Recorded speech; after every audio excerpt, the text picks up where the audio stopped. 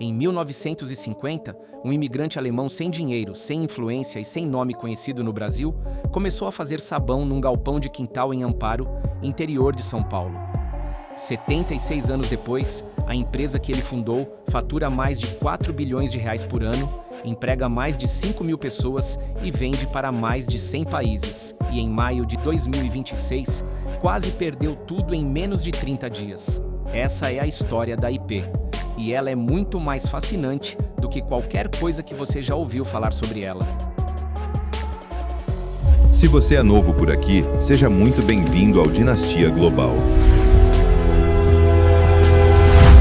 Inscreva-se no canal. Franz Hatt chegou ao Brasil no pós-guerra, como centenas de outros imigrantes europeus que desembarcaram aqui sem nada, além da disposição de trabalhar.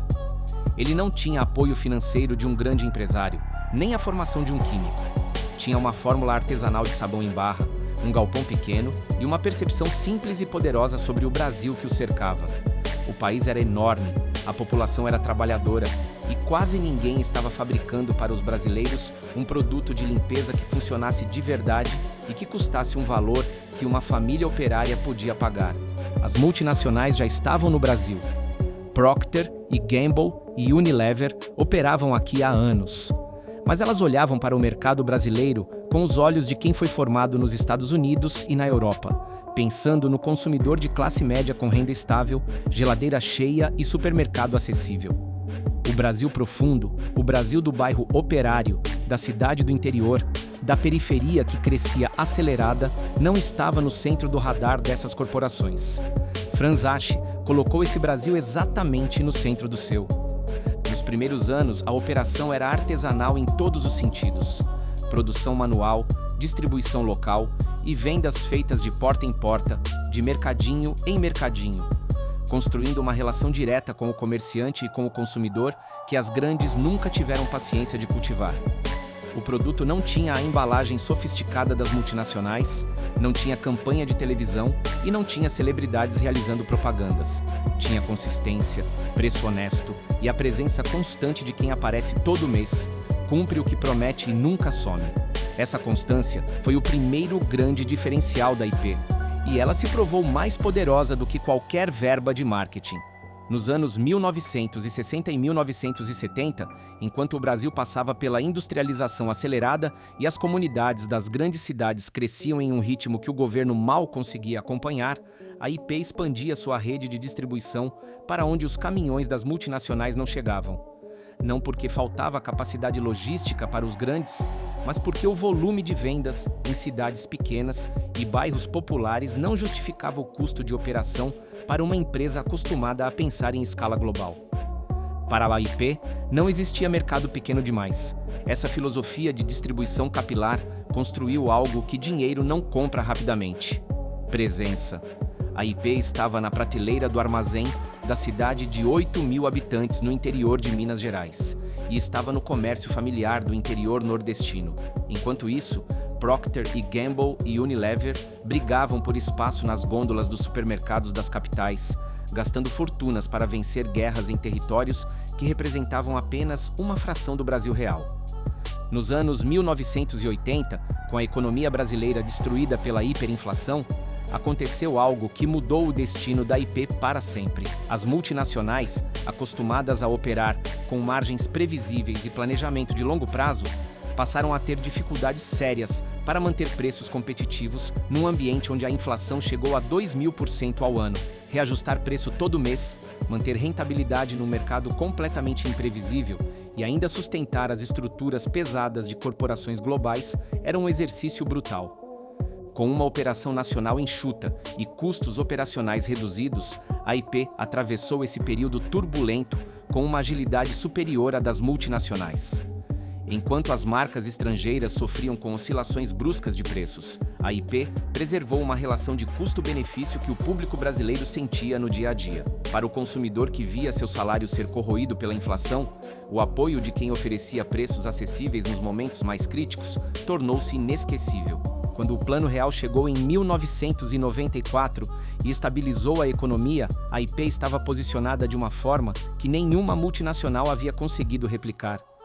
A empresa tinha décadas de relação construída com o consumidor popular, uma rede de distribuição que cobria o Brasil de ponta a ponta e uma reputação de produto que funciona e não pesa no orçamento.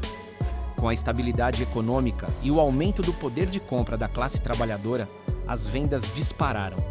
Nos anos 2000, a IP tomou uma decisão estratégica que a separou definitivamente da maioria das empresas familiares brasileiras. Investiu pesado em tecnologia industrial.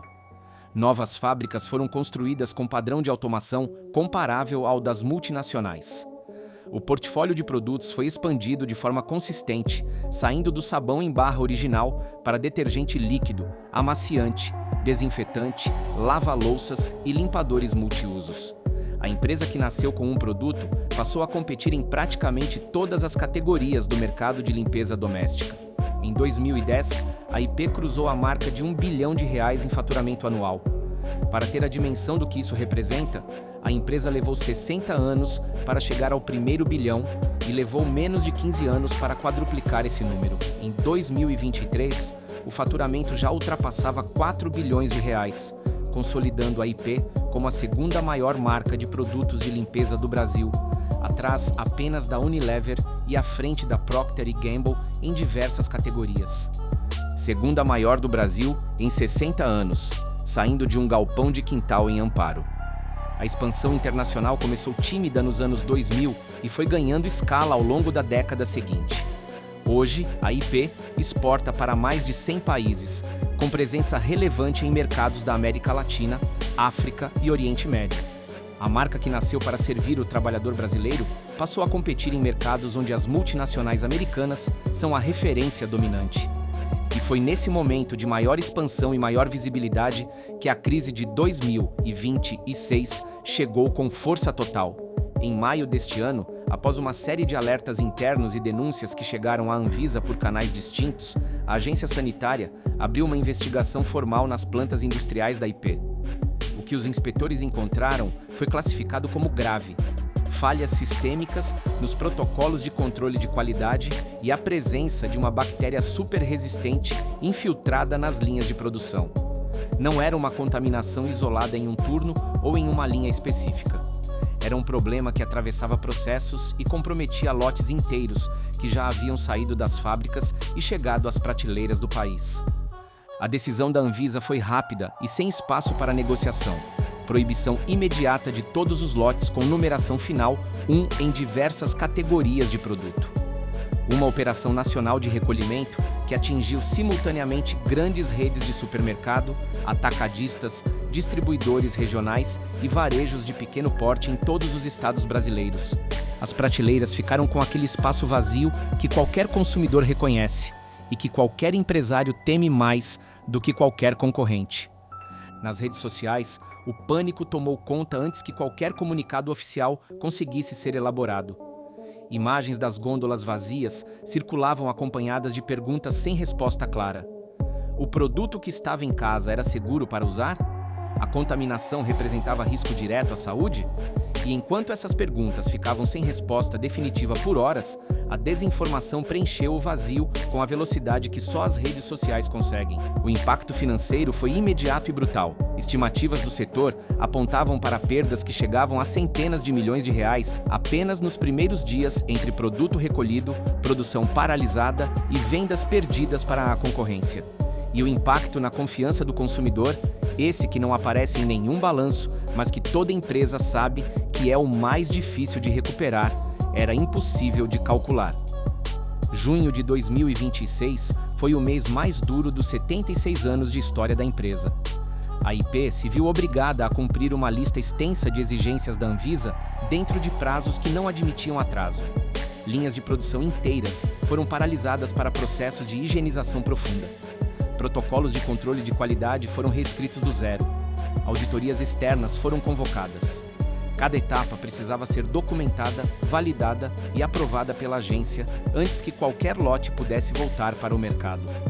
Era uma corrida contra o relógio com o cronômetro visível para todo o setor. Hoje a IP está em processo de retomada. Os primeiros lotes aprovados após o processo de adequação começaram a reaparecer nas gôndolas. A empresa intensificou a comunicação direta com o consumidor, reconhecendo as falhas e detalhando as medidas tomadas. A batalha até agora não é mais na linha de produção.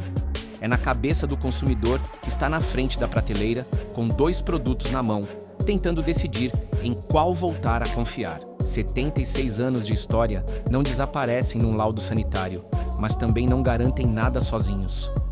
O que vai definir o próximo capítulo da IP é a mesma coisa que definiu todos os anteriores: a capacidade de entender o que o brasileiro precisa, entregar com consistência e merecer dia após dia o espaço que conquistou. Franz Asch começou com sabão num galpão de quintal. O império que ele deixou para trás provou que é possível vencer as maiores corporações do mundo sendo genuinamente daqui. A crise de 2026 vai testar se esse mesmo espírito é forte o suficiente para sobreviver ao maior baque da história da empresa. Para seguir mergulhando nas trajetórias invisíveis que erguem potências e moldam os abalos do cenário nacional, junte-se ao Dinastia Global. Inscreva-se e ative as notificações. Esta é a narrativa que o mercado ignora, revelada por nós, com exclusividade, a cada 7 dias e a cada detalhe.